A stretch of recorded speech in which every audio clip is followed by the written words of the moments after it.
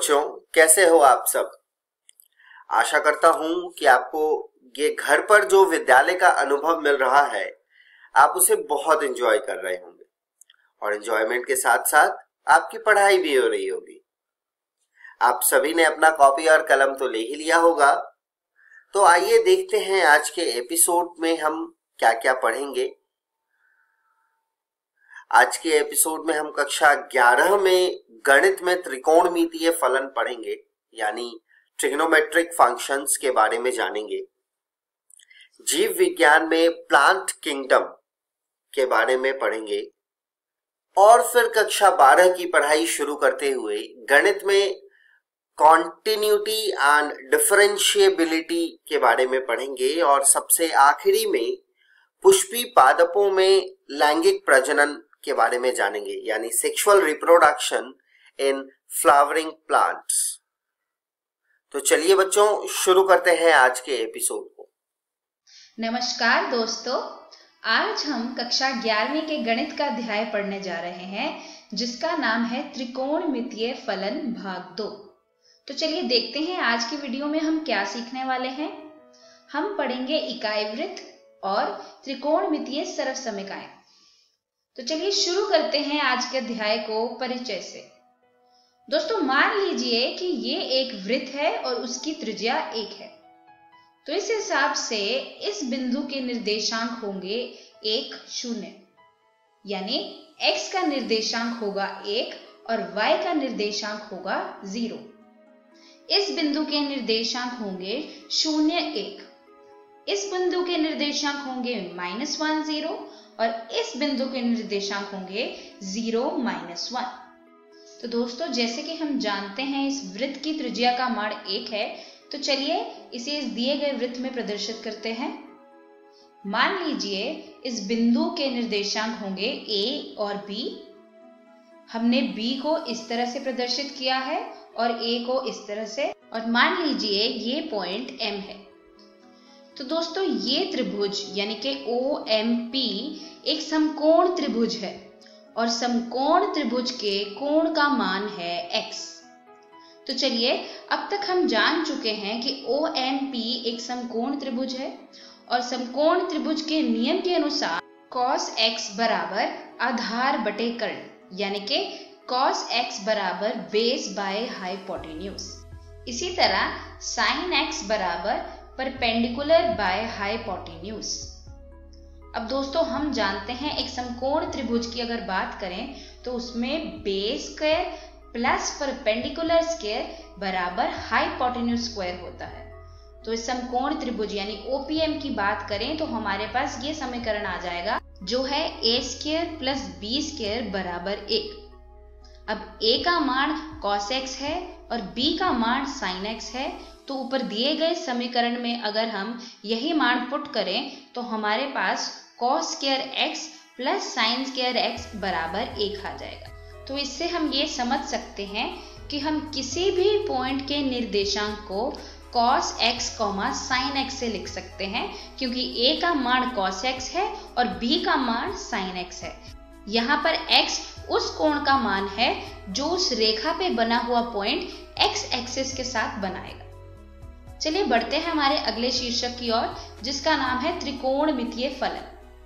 दोस्तों, अगर ये x यानी कि ये कोण जो OP रेखा x एक्सिस के साथ बना रही है, अगर इस कोण का मान 0 हो जाए तो b यानी कि निर्देशांक y का वो भी 0 हो जाएगा, क्योंकि b बराबर sin x, और अगर sin में x को हम 0 कर दें तो sin 0 gives 0। इसी तरह से अगर उस कोण का मान π/2 हो यानी 90 डिग्री हो तो sin π/2 बराबर 1 हो जाएगा।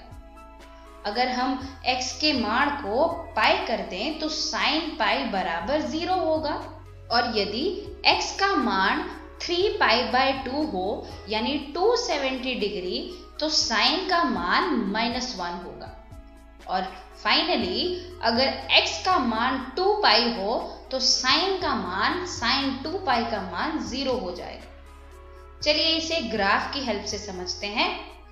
ये हमारे पास sin x का ग्राफ है चलिए सबसे पहले इसमें साइन के सभी कोण को दिखाते हैं।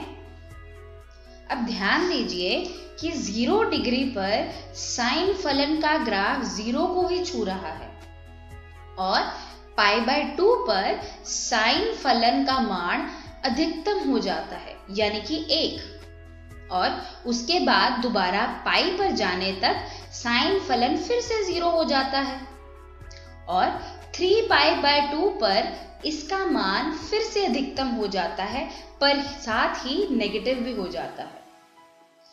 2π तक आते आते ग्राफ फिर से 0 को छू जाता है।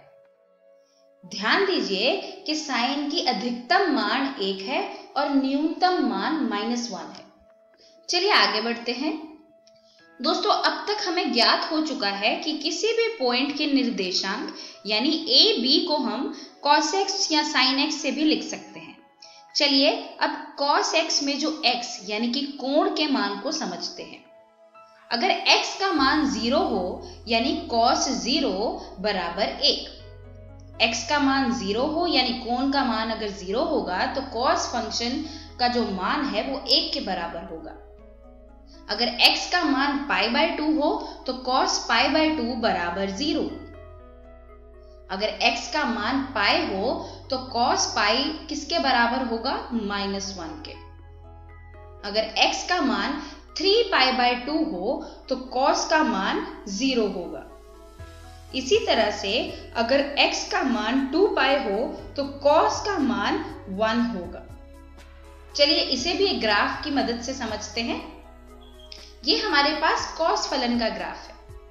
सबसे पहले हम इस ग्राफ में सभी पॉइंट्स को दिखाते हैं और उनके कोण को भी दिखाते हैं। 0 डिग्री पर cos फलन का ग्राफ अधिकतम हो जाता है यानी कि 1। π/2 पर cos फलन का मान 0 हो जाता है। उसके बाद दोबारा पाई पर जाने तक cos फलन का ग्राफ यानी cos फलन का मान अधिकतम पर नेगेटिव मान दिखाता है यानी कि -1। 3π/2 पर इसका मान फिर से 0 हो जाता है और 2π तक आते आते ग्राफ फिर से अधिकतम हो जाता है। ध्यान दीजिए कि cos के ग्राफ में सबसे अधिकतम मान 1 है और सबसे न्यूनतम मान -1 है, जो कि साइन के ग्राफ में भी है। और एक चीज का और ध्यान रखना होगा कि जहां पर जिस कोण पर साइन की वैल्यू सबसे ज्यादा अधिकतम है वहीं पर cos की वैल्यू सबसे ज्यादा कम होगी। चलिए आगे बढ़ते हैं। आगे बढ़ते हैं साइन और cos फलन के एंगल्स के बारे में। अगर साइन का कोण 2nπ से बढ़ा दिया जाए तो साइन फंक्शन का मान बिल्कुल नहीं बदलेगा, वो सेम रहेगा। यानी कि sine of 2nπ plus x बराबर साइन x, जहां पर n बिलोंग्स टू इंटीजर यानी कि पूर्ण संख्या। इसी तरह से अगर cos का कोण 2nπ से बढ़ा दिया जाए तो cos फंक्शन का मान भी बिल्कुल नहीं बदलेगा, वो भी सेम रहेगा। और यहाँ पर n पूर्ण संख्या है यानी कि इंटीजर। चलिए ऐसे ही कुछ और फॉर्मूलाज को ज्ञात करते हैं। सबसे पहला फॉर्मूला है साइन x बराबर 0 इफ x बराबर 0 या प्लस माइनस पाई या प्लस माइनस 2π या प्लस माइनस 3π। यानी कि अगर कोण का मान साइन के कोण का मान 0 या प्लस माइनस पाई या प्लस माइनस 2π या सो ऑन, इन सब में से कोई हो तो साइन फलन का मान 0 होगा।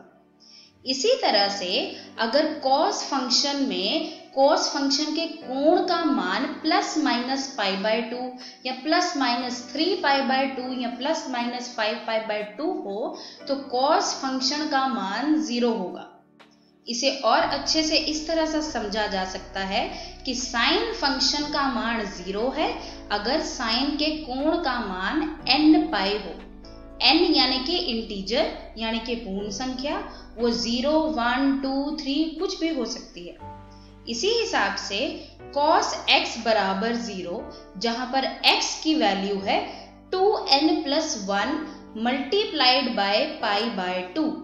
यहाँ पर 2n+1 का मतलब विषम गुणांक यानी कि odd multiple of pi by 2। अगर x का मान यानी cos के कोण का मान एक विषम गुणांक है पाई बाय 2 का, तो cos फंक्शन का मान 0 होगा। चलिए आगे बढ़ते हैं। चलिए पढ़ते हैं कुछ त्रिकोणमितीय फलनों के गुणों के बारे में। सबसे पहले हम पढ़ेंगे साइन और कोसेकेंट x के बारे में। अब ध्यान दीजिए कि साइन x बराबर 1 कोसेकेंट x। यहाँ पर x कोण है, यानी कि साइन फंक्शन कोसेकेंट फंक्शन का रेसिप्रोकल है। इसी तरह से कोसेकेंट फंक्शन साइन फंक्शन का रेसिप्रोकल है, यानी कि कोसेकेंट x बराबर 1/sin x। इसी तरह से cos x बराबर 1/secant x और secant x बराबर 1/cos x। इसी हिसाब से tan x बराबर 1/cot x और इसी से हम cot x बराबर 1/tan x निकाल सकते हैं। चलिए दोस्तों आगे बढ़ते हैं। दोस्तों इस स्लाइड को हमको बहुत ध्यान से समझना होगा। हमने अभी अभी पढ़ा कि कोसेकेंट x बराबर 1/sin x और हमें ये भी पता है कि cot x बराबर cos x/sin x। अब दोस्तों ये दोनों फलन यानी कोसेकेंट x और cot x तभी माननीय होंगे जब दोनों फलनों के हर यानी डिनोमिनेटर 0 ना हो, यानी कि sin x कोसेकेंट x में और cot x में जो sin x है, ये दोनों अगर 0 के बराबर ना हो तो कोसेकेंट x और cot x दोनों ही फलन माननीय होंगे। अब sin x कब 0 हो सकता है? जब sin x में कोण का मान n पाई हो। तो इससे हम ये अंदाजा लगा सकते हैं कि कोसेकेंट x और cot x फंक्शन तभी माननीय होंगे जब x की वैल्यू n पाई के बराबर ना हो। चलिए आगे बढ़ते हैं। हमें यह भी पता है कि secant x बराबर 1/cos x और tan x बराबर sin x बटा cos x। तो दोस्तों secant x और tan x भी तभी माननीय होंगे जब इन दोनों फलन के जो डिनोमिनेटर हैं यानी हर हैं वो cos x 0 ना हो। अब cos x 0 कब होगा? जब cos x में कोण का मान 2n+1 पाई बाय 2 हो। अगर x के मान पाई बाय 2 के विषम गुणांक के बराबर है तो secant x और tan x दोनों फंक्शन माननीय नहीं है, और अगर ऐसा नहीं है तो ये दोनों फंक्शन माननीय है। चलिए आगे बढ़ते हैं। आगे हम कुछ त्रिकोणमितीय सरल समीकरणों के बारे में पढ़ेंगे। दोस्तों ये समीकरण हमने अपनी सबसे पहली स्लाइड में पढ़ा था, जो है sin square x plus cos square x बराबर 1। अगर हम इस समीकरण को sin स्क्वायर x से भाग कर देंगे तो हमारे पास कुछ इस तरह से समीकरण बन जाएगा, जो है sin स्क्वायर x बटे sin square x plus cos square x बटा sin स्क्वायर x बराबर 1/sin स्क्वायर x। इसको सॉल्व करने के बाद हमारे पास 1 प्लस cot स्क्वायर x बराबर कोसेकेंट स्क्वायर x आ जाएगा। दोस्तों ये एक बहुत ही इंपॉर्टेंट समीकरण है, आप इसको अपनी कॉपी में प्लीज नोट कर लीजिए। चलिए sin square x plus cos square x बराबर 1 वाले समीकरण को यूज करके हम एक और समीकरण बनाते हैं। sin square x plus cos square x बराबर 1। अगर इसी समीकरण को अब हम cos स्क्वायर x से भाग करते तो हमारे पास आएगा sin स्क्वायर x बटे cos square x plus cos square x बटे cos स्क्वायर x बराबर 1/cos स्क्वायर x। अगर इसको हम सॉल्व करेंगे तो हमारे पास एक समीकरण आएगा, जो है 1 प्लस टेंजेंट स्क्वायर x बराबर सीकेंट स्क्वायर x। तो दोस्तों आप इन सभी समीकरणों को याद रख लीजिए। चलिए देखते हैं आज की वीडियो में हमने क्या सीखा। हमने पढ़े त्रिकोणमितीय सर्वसमीकाएं और त्रिकोणमितीय फलन के बारे में। हमारी अगली वीडियो में हम त्रिकोणमितीय फलन को जारी रखेंगे और थोड़ी सी इंट्रोडक्शन पढ़ेंगे संदर्भ कोण के बारे में। तब तक के लिए सीखते रहिए।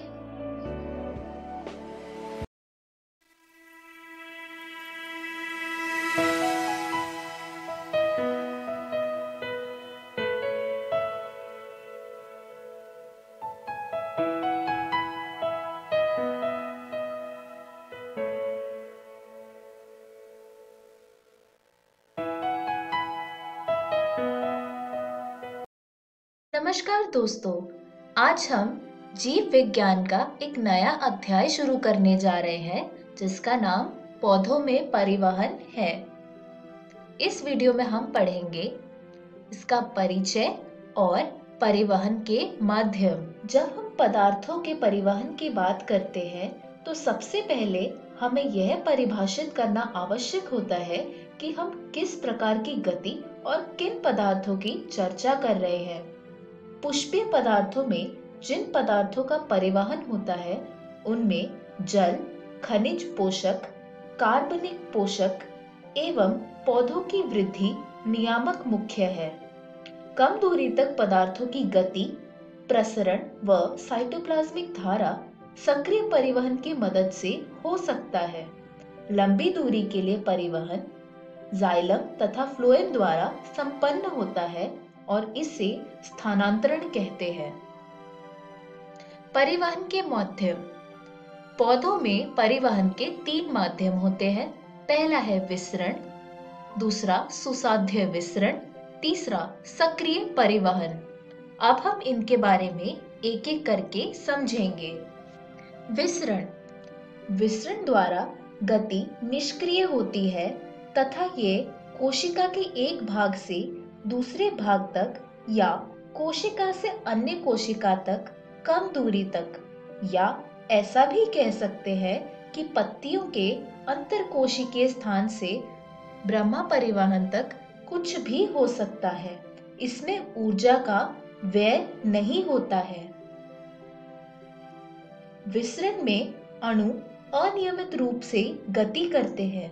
परिणाम स्वरूप पदार्थ उच्च सांद्रता से निम्न सांद्रता वाले क्षेत्र में जाते हैं। विसरण एक धीमी प्रक्रिया है, वह जीवित तंत्र पर निर्भर नहीं करती।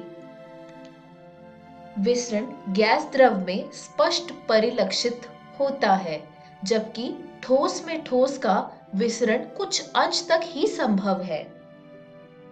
पौधों के लिए विसरण अत्यंत ही महत्वपूर्ण है क्योंकि पादप शरीर में गैसीय गति का ये अकेला ही माध्यम है। विसरण की दर, सांद्रता, प्रवणता किन किन कारकों द्वारा प्रभावित होता है? उन्हें अलग अलग करने वाली झिल्ली का पारगम्यता, ताप और दाब से प्रभावित होती है। अब हम पढ़ेंगे सुसाध्य विसरण के बारे में।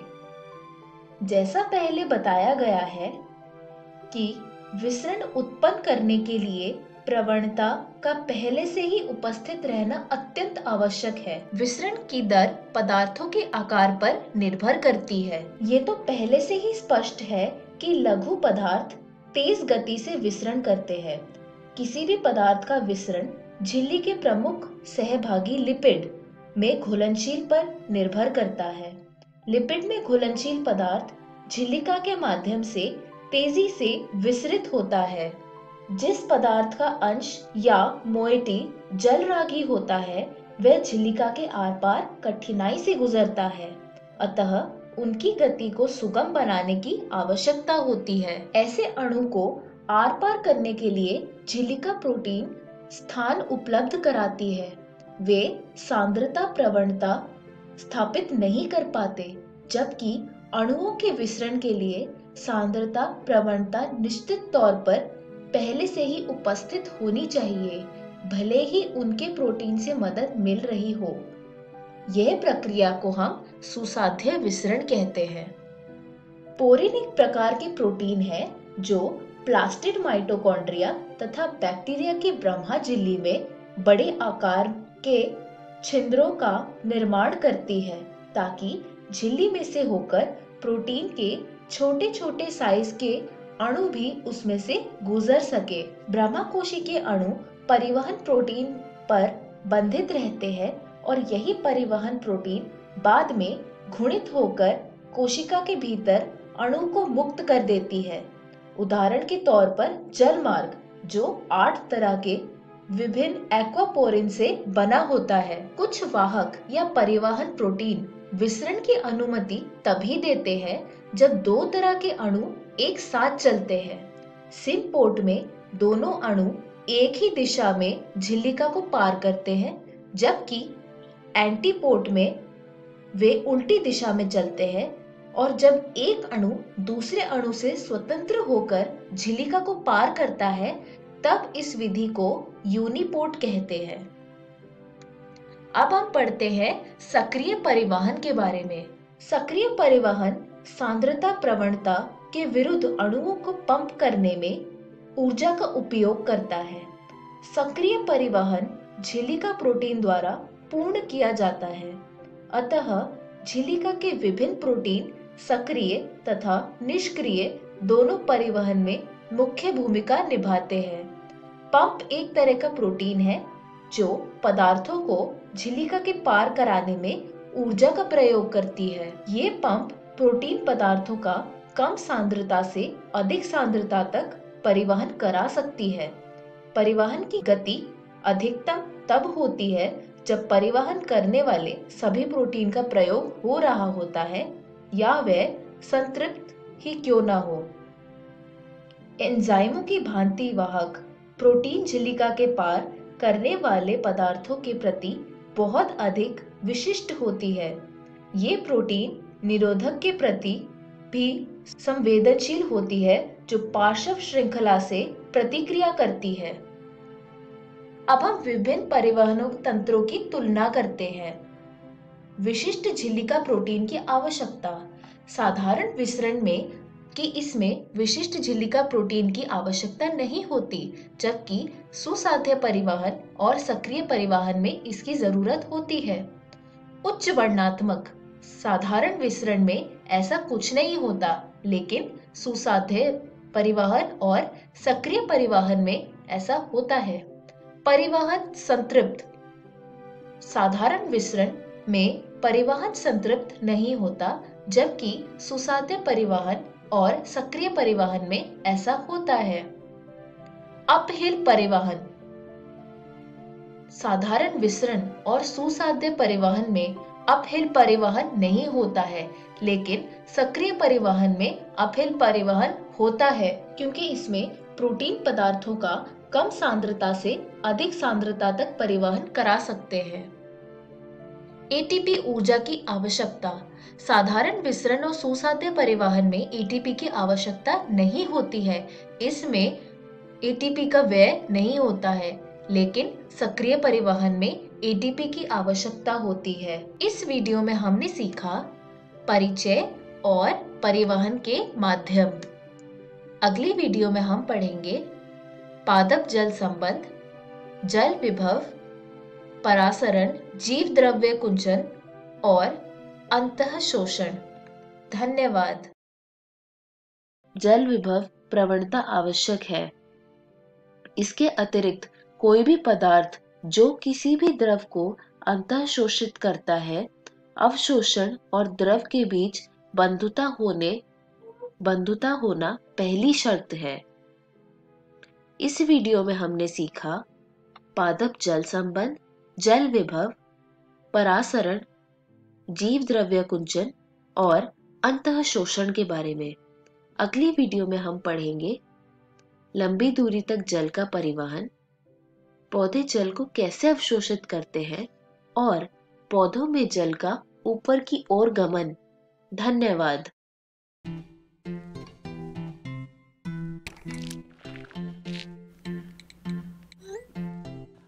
देखो, हाथ बेचारा अपना काम करते करते खुद ही कोरोना वायरस बन रहा है।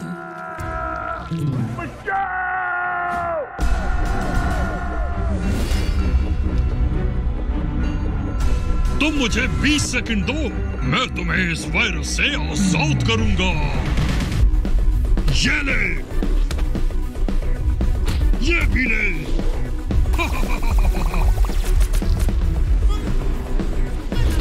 भाग जा, ये कोने कोने में ले, दफा हो जा यहाँ से।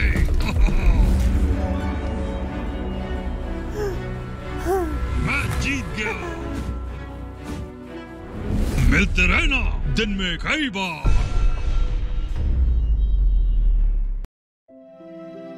नमस्कार दोस्तों, आज के इस वीडियो में आपका स्वागत है।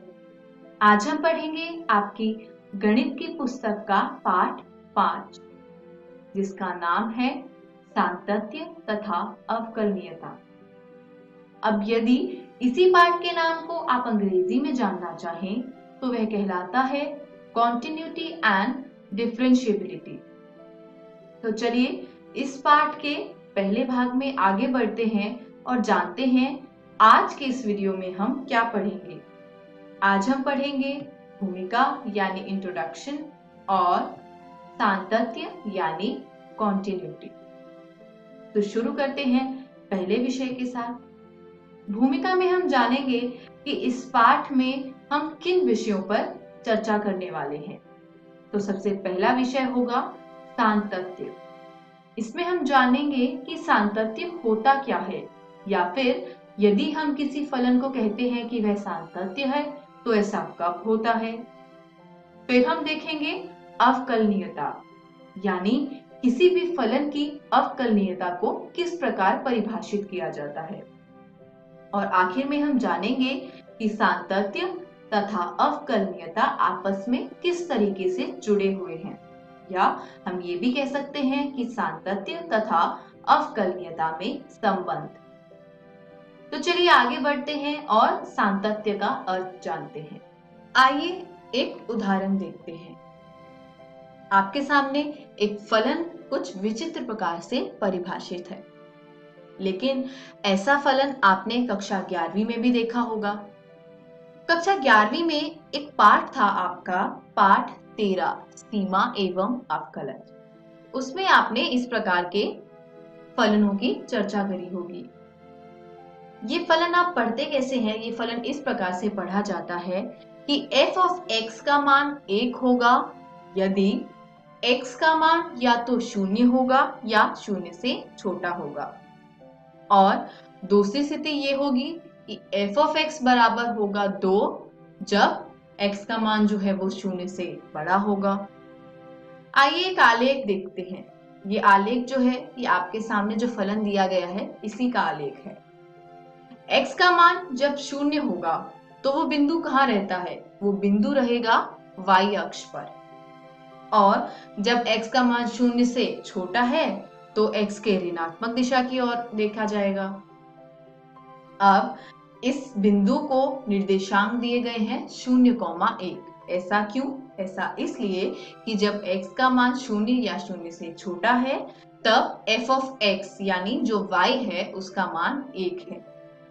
अब यदि मैं दूसरी स्थिति को देखूं, x का मान जब 0 से बड़ा है यानी ये जो है वो धनात्मक दिशा में है, x के सभी धनात्मक मानों की चर्चा की गई है, तब उसको आप इस बिंदु से दर्शाएंगे जिसके निर्देशांक है 0,2। यानी जब x का मान 0 से बड़ा है तो f ऑफ x का मान 2 है। अब f ऑफ x का मान जो है वो x के मान के हिसाब से बदल रहा है, तो इस कारण आप ये कह सकते हैं कि यह जो फलन है वह सातत्य नहीं है। आइए आगे बढ़ते हैं और एक और उदाहरण देखते हैं। यहाँ पे f ऑफ x का मान 1 है जब x का मान 0 के बराबर नहीं है, और f ऑफ x का मान 2 है जब x का मान 0 के बराबर है। तो इसका जो आप यहाँ पे आलेख देख रहे हैं उसको आप समझने की कोशिश कीजिए, जैसे हमने पिछला आलेख समझा था। x का मान जब 0 के बराबर नहीं है तब y बराबर 1 रेखा खींच दी गई है, और x का मान जब 0 है यानी y अक्ष पर, वहां पर f ऑफ x का मान 2 है, तो निर्देशांक लिख दिए गए हैं 0,2। ये फलन जो है वह भी सातत्य नहीं है। चलिए आगे बढ़ते हैं और सातत्य की परिभाषा देखते हैं। मान लीजिए कि f वास्तविक संख्याओं के किसी उप समुच्चय में परिभाषित एक वास्तविक फलन है और मान लीजिए कि f के प्रांत में c एक बिंदु है, तब f बिंदु c पर संतत है यदि limit x tending to c f of x is equal to f of c। आइए अब आगे बढ़ते हैं और कुछ रोचक तथ्य देखते हैं। पहला तथ्य है एक फलन x बराबर c पर संतत है यदि फलन x बराबर c पर परिभाषित है और यदि x बराबर c पर फलन का मान x बराबर c पर फलन की सीमा के बराबर है। अगला तथ्य है यदि x बराबर c पर फलन संतत नहीं है तो हम कहते हैं कि c पर f असंतत यानी डिसकंटिन्यूअस है तथा c को एक असांतत्य का बिंदु यानी पॉइंट ऑफ डिसकंटिन्यूटी कहते हैं। आप इन तथ्यों से समझे क्या? पहले तथ्य में कहा गया फलन x बराबर c पर संतत होगा यदि फलन का मान और फलन की सीमा उस बिंदु पर आपस में बराबर हो जाती है, और जब फलन संतत नहीं होता तब हम कहते हैं कि फलन असंतत है। और जिस बिंदु पर हमने जांचा होता है कि फलन संतत है या नहीं, उस बिंदु को असांतत्य का बिंदु कहा जाता है। चलिए आगे बढ़ते हैं और एक उदाहरण देखते हैं। उदाहरण में कहा गया है x बराबर 1 पर फलन f of x बराबर 2x जमा 3 के सातत्य की जांच कीजिए। तो यहाँ पर आप इसको हल कैसे करेंगे? सबसे पहले देखेंगे कि x बराबर 1 पर फलन परिभाषित है, तो f of 1 बराबर हो जाएगा 2 गुना x की जगह पर 1 रख दीजिए जमा 3, यानी 2 गुना 1 जमा 3 जो कि आ जाता है 5। अब हमने देख लिया कि x बराबर 1 पर फलन परिभाषित है और मान भी ज्ञात कर लिया x बराबर 1 पर। अब हम x बराबर 1 पर फलन की सीमा ज्ञात करते हैं। तो हम सीमा कैसे ज्ञात करेंगे? सीमा दो प्रकार की होती है, पहली बाएं हाथ की सीमा और दूसरी दाएं हाथ की सीमा, और जब इन दोनों सीमाओं का मान बराबर होता है तब हम कहते हैं कि इस फलन की सीमा जो है वह परिणाम में आने वाला अंक है। तो इसमें भी हम वही करेंगे, पहले निकालते हैं दाएं हाथ की सीमा, limit x tending to a plus f of x। तो ये जो a प्लस है आप यहाँ पर अपना बिंदु रखेंगे जिस बिंदु पर आपको ज्ञात करना है। ये हो जाएगा limit x tending to 1 two x plus 3। अब 3 तो वैसे का वैसा ही रह जाएगा, क्यों? क्योंकि 3 के साथ वहां पर x है नहीं, x का मान ही तो 1 की तरफ बढ़ रहा है। अब यदि अगर x का मान 1 की तरफ बढ़ रहा है तो उससे 3 पर किसी प्रकार का कोई प्रभाव नहीं होगा, तो हम 2 के साथ 1 को गुना कर देंगे और उसमें 3 वैसे का वैसा जोड़ देंगे, तो मिल जाएगा 5। अब x बराबर 1 पर जब फलन परिभाषित था तो f ऑफ 1 भी 5 आ रहा था और दाएं हाथ की सीमा जो है वो भी 5 आ गई। अब यदि बाएं हाथ की सीमा भी 5 आ जाए तो हम कह देंगे कि x बराबर 1 पर फलन सातत्य है। देखते हैं बाएं हाथ की सीमा। बाएं हाथ की सीमा होती है limit x tending to a minus f of x। तो limit x tending to 1 two x plus 3 कैसे होगा? बिल्कुल वैसे ही 2 इंटू 1 प्लस 3, यानी 2 गुना 1 जमा 3 जो कि हो गया 5। अब x बराबर 1 पर फलन का मान और फलन की सीमा दोनों ही 5 आ गए, यानी हम कह सकते हैं कि ये जो फलन की सीमा है वो फलन के मान के बराबर हो गई और x बराबर 1 पर हमारा जो फलन f है वह संतत है। चलिए आगे बढ़ते हैं, एक और उदाहरण देखते हैं। उदाहरण में कहा गया है x बराबर 0 पर फलन f ऑफ x बराबर मॉड ऑफ x के सातत्य पर हमें विचार करना है। तो सबसे पहले हम क्या करेंगे? फलन को परिभाषित करेंगे। क्यों?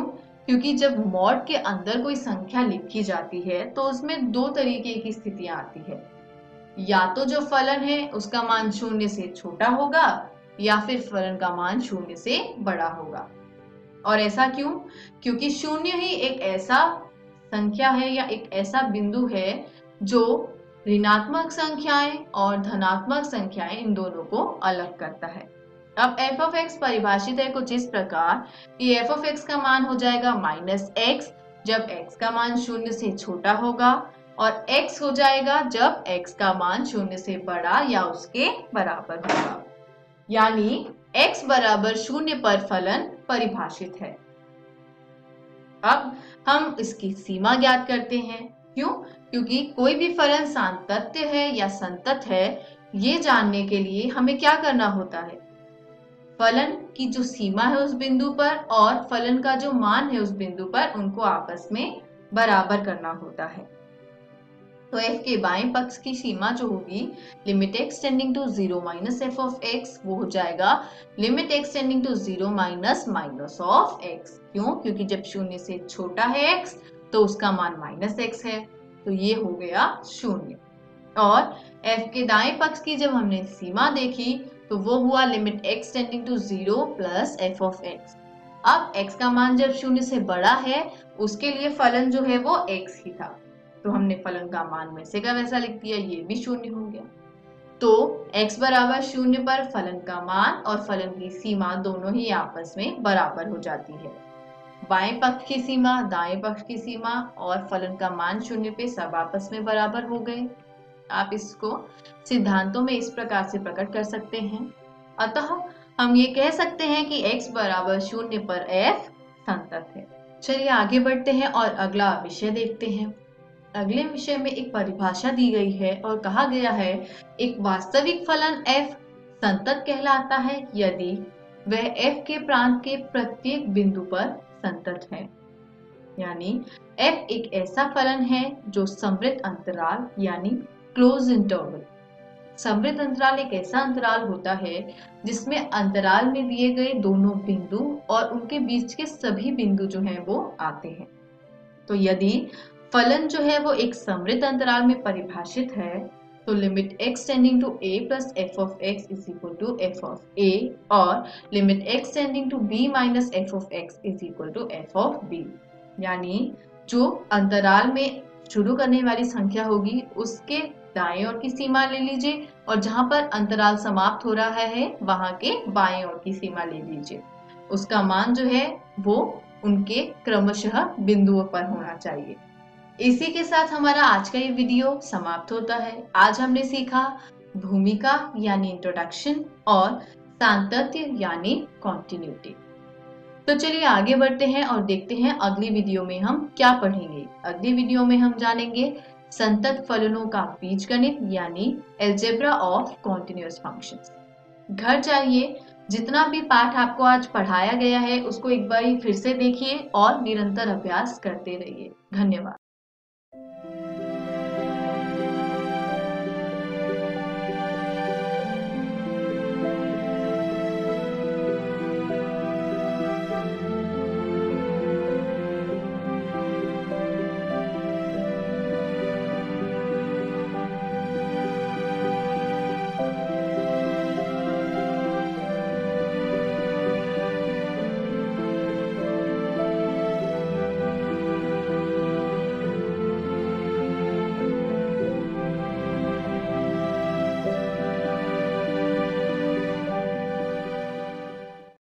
हेलो दोस्तों, जीव विज्ञान की इस वीडियो में आपका स्वागत है। आज भी हम पुष्पी पादपों में लैंगिक प्रजनन को जारी रखेंगे। पिछली वीडियो में हमने स्त्री केसर, बीजांड, भ्रूणकोश और परागण के बारे में चर्चा की थी। इस वीडियो में हम परागण के कारक, बहिप्रजनन युक्तियां और कृत्रिम संकरीकरण को समझेंगे। तो चलिए परागण के कारकों से शुरू करते हैं। अब ये कारक दो प्रकार के होते हैं। पहला है अजीवीय और दूसरा है जीवीय। अब अजीवीय कारक दो होते हैं, वायु और जल, और जीवीय कारक भी दो होते हैं, प्राणी और कीट। अब हम इनको एक एक करके समझेंगे। वायु द्वारा परागण को हम एनिमोफिली भी कहते हैं। इसके लिए परागकण हल्के तथा चिपचिपाहट रहित होने जरूरी हैं। पौधे अक्सर बेहतर अनावृत पुंकेसर से युक्त होते हैं, जैसा कि आप चित्र में देख सकते हैं। पौधे अक्सर वृहद एवं प्रायः पिच वृत्तिकाग्र युक्त होते हैं। इसका उदाहरण है भुट्टा। तो जैसे कि आप यहाँ पर एक ये चित्र देख सकते हैं, और आपने कभी ना कभी भुट्टे में ऐसी कुछ चीज तो देखी होगी जो रेशेनुमा होती है। ये कुछ नहीं बल्कि वृत्तिकाग्र और वृत्तिका है, जो कि हवा में झूमते रहते हैं ताकि वो पराग कणों को आसानी से पकड़ सकें। आइए अब ज्वल द्वारा परागण को समझते हैं। इसे हम हाइड्रोफिली भी कहते हैं। ये जलीय पौधों में होता है, जैसे कि ताजे पानी के कुछ उदाहरण हैं वेलिसिनेरिया का पौधा, हाइड्रिला, और समुद्री उदाहरण है ज़ोस्टेरा। तो आपको कोई ना कोई उदाहरण तो इसका याद ही रखना है। आइए अब वेलिसिनेरिया के उदाहरण से इसको समझते हैं। ये वेलिसिनेरिया का मादा पुष्प है, और जो नर पुष्प होते हैं ये पानी के बहाव की मदद से पराग कणों को मादा पुष्प की वृत्तिकाग्र तक पहुंचा देते हैं। आइए अब परागण के जीवीय कारकों को समझते हैं। अगर परागण प्राणियों द्वारा होगा तो उसे हम जूफिली कहेंगे, और अगर परागण कीटों द्वारा होगा तो उसे हम एंटेमोफिली कहेंगे। ये कीट पुष्प तक जाते हैं, जिसकी वजह से जो पराग कण होते हैं वो इनकी सतह पर आ जाते हैं। बाद में अगर ये कीट स्त्री केसर के संपर्क में आएंगे तो परागण की प्रक्रिया को पूरा कर देंगे। अब दोस्तों हम उन पुष्पों की विशेषताओं को समझेंगे जो कीटों से परागण करवाते हैं। पुष्प रंगीन, सुगंध युक्त तथा मकरंद से भरपूर होते हैं। इनके परागकण चिपचिपे होने चाहिए ताकि वो आसानी से कीटों की सतह से चिपक जाएं। ऐसे पुष्पों का एक उदाहरण है युक्का। चलिए अब बही प्रजनन युक्तियों को समझते हैं। आइए अब सबसे पहले समझते हैं कि ये होती क्या है। जो उपकरण या सुविधाएं पौधों के स्वपरागण को हतोत्साहित कर पर परागण को प्रोत्साहित करे, उन्हें बही प्रजनन युक्तियां कहते हैं। ये 3 प्रकार की होती हैं। पहली है एक लिंगीयता, डाइकोगेमी और सेल्फ इनकम्पैटिबिलिटी। अब हम इनको एक एक करके समझेंगे। सबसे पहले हम एक लिंगीयता को समझेंगे। अब इसमें उभयलिंगी पुष्प आते हैं, जैसे कि अरंड, जिनके पास नर और मादा पुष्प एक ही पादप में होते हैं। तो इससे स्वपरागण का एक प्रकार स्वयुग्मन नहीं होता है, परंतु सजात पुष्पी परागण होता है। दूसरा है एक लिंगी पुष्प, जैसे कि पपीता। इन पुष्पों में दोनों नर और मादा पुष्प अलग अलग पादपों में होते हैं, तो ये स्वपरागण के दोनों स्वयुग्मन और सजात पुष्पी परागण को रोक देते हैं। अगला है डाइकोगेमी। जायांग तथा पुमंग की परिपक्वता का समय अलग अलग होना डाइकोगेमी कहलाता है। परागकण का वृत्तिकाग्र से तैयार होने से पहले ही झड़ जाना, जैसे कि सनफ्लावर में ये चीज होती है, या वृत्तिकाग्र का पहले ही तैयार होना जबकि परागण का बाद में झड़ना। सीधे शब्दों में यही कहूंगा कि इसमें कभी ऐसा होता है कि जो परागकण है वो पहले ही झड़ जाते हैं और वृत्तिकाग्र तैयार नहीं होती है, या इसका उल्टा हो जाता है। आइए अब सेल्फ इनकम्पैटिबिलिटी को समझते हैं। यह एक वंशानुगत प्रक्रम तथा स्वपरागण रोकने का उपाय है। उसी पुष्प या उसी पादप के अन्य पुष्प से जहां बीजांड के निषेचन को पराग अंकुरण या स्त्री केसर में पराग नलिका वृद्धि को रोका जाता है। आइए अब आगे बढ़ते हैं और कृत्रिम संकरीकरण को समझते हैं। ये फसल की उन्नति कार्यक्रम के लिए एक प्रमुख उपागम है और ये चीज हम दो तरीकों से कर सकते हैं। पहला है विपुंसन और दूसरा है बैगिंग। अब इनको समझते हैं। तो विपुंसन में क्या होता है कि जोड़ों चिमटी की मदद से नर जननांग को निकाल दिया जाता है, जिसके बाद थैली से इन्हें आवृत किया जाता है। इस प्रक्रिया को बैगिंग कहते हैं। और इस पूरी प्रक्रिया के बाद जो अभिलक्षित परागकण होते हैं उन्हें वृत्तिकाग्र तक पहुंचाया जाता है, जिससे कि एक अच्छा संकर पैदा होता है जो कि फसल की उन्नति को बढ़ाएगा। इस वीडियो में हमने परागण के कारक, बहिर्प्रजनन युक्तियां और कृत्रिम संकरीकरण को समझा।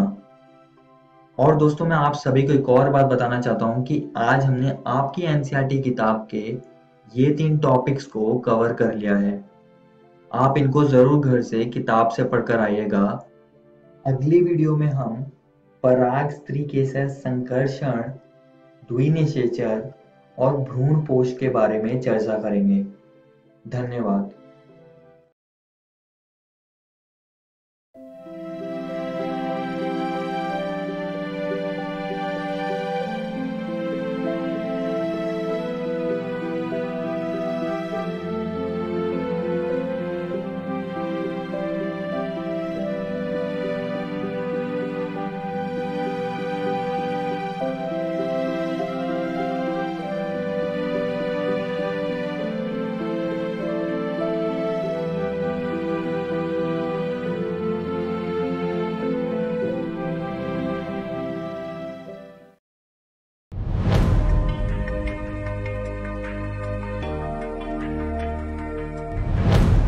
साइंस, टेक्नोलॉजी और इनोवेशन।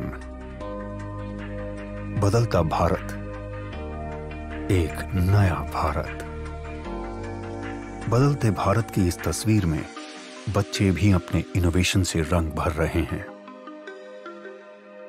बच्चों के नए नए आइडिया बड़ी बड़ी समस्याओं का समाधान सुझा रहे हैं। जैसे अंडमान और निकोबार के सयन अख्तर शेख ने गैस सिलेंडर के कैप को आसानी से खोलने का औजार बनाया है।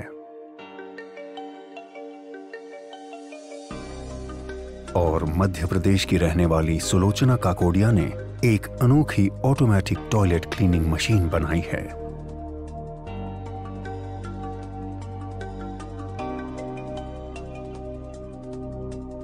भारत सरकार का विज्ञान एवं प्रौद्योगिकी विभाग DST और राष्ट्रीय नव प्रवर्तन प्रतिष्ठान भारत NIF ऐसे ही लाखों नन्हे इनोवेटर्स को देश भर से ढूंढने का प्रयास कर रहे हैं। और इस अभिनव प्रयास का माध्यम है इंस्पायर अवार्ड्स मानक। इस प्रतियोगिता में कक्षा 6 से 10 तक के स्कूली बच्चे भाग लेते हैं,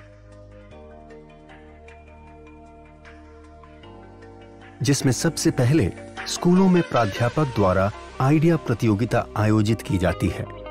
इसके जरिए बच्चों के बेस्ट 2 से 3 आइडिया का चयन किया जाता है, जिसका नामांकन इंस्पायर अवार्ड्स मानक के वेब पोर्टल पर स्कूल द्वारा किया जाता है।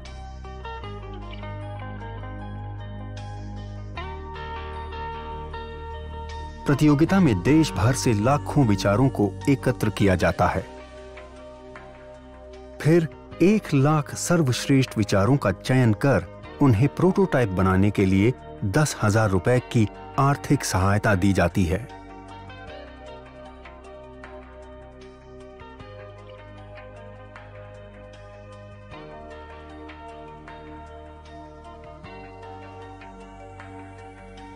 और बच्चों को जिला स्तरीय प्रतियोगिता में भाग लेने का अवसर मिलता है।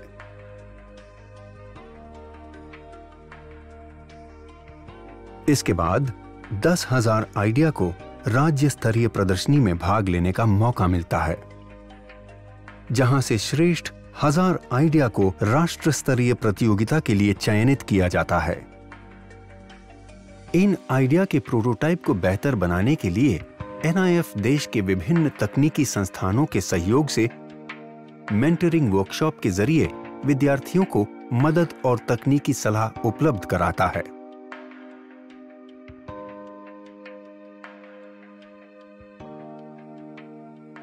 राष्ट्रीय स्तर की प्रदर्शनी में श्रेष्ठतम 60 को राष्ट्रीय पुरस्कार के लिए चयनित किया जाता है। NIF चयनित सभी 60 प्रोटोटाइप की उपयोगिता, व्यावसायिकता की संभावनाओं की जांच कर उसे DST और अपनी अन्य योजनाओं से जोड़ने का प्रयास करता है।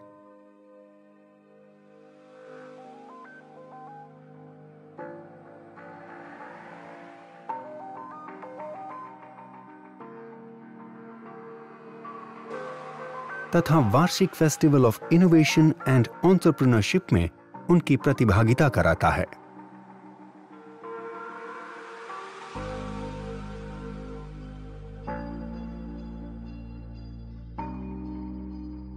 अधिक जानकारी के लिए www.inspireawards-dst.gov.in पर जाएं।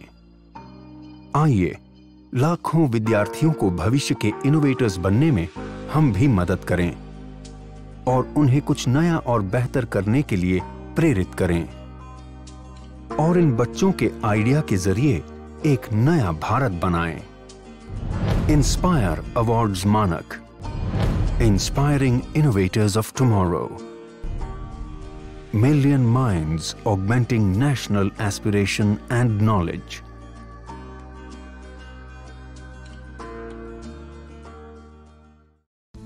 कोरोना वायरस का खतरा होगा कम जब हाथों को बार बार धोएंगे हम। साथियों, जब आपके हाथ गंदे हों, खांसने और छींकने के बाद, किसी भी सतह या वस्तु को छूने के बाद, शौचालय के इस्तेमाल के बाद, खाना बनाने, परोसने, खाने से पहले और खाना खाने के बाद अपने हाथों को 20 सेकंड तक साबुन और पानी से अच्छी तरह धोएं। पानी को बर्बाद ना करें। हाथों को साबुन से मलते समय पानी का नल बंद रखें। हाथ धोते समय आप हाथ धोने के चरणों का पालन करें। पहले हथेली से हथेली, फिर हथेलियों के पीछे, अंगुलियों के बीच में, अंगुलियों के पीछे, अंगूठे के तले पर और आखिर में अंगुली के नाखूनों को अच्छी तरह धोएं। यदि किसी को खांसी, बुखार या सांस लेने में तकलीफ जैसे लक्षण हैं या अधिक जानकारी चाहिए तो अपने नजदीकी सरकारी अस्पताल या सरकार के टोल फ्री नंबर 104 या 1075 पर संपर्क करें। बिहार सरकार और यूनिसेफ द्वारा जनहित में जारी।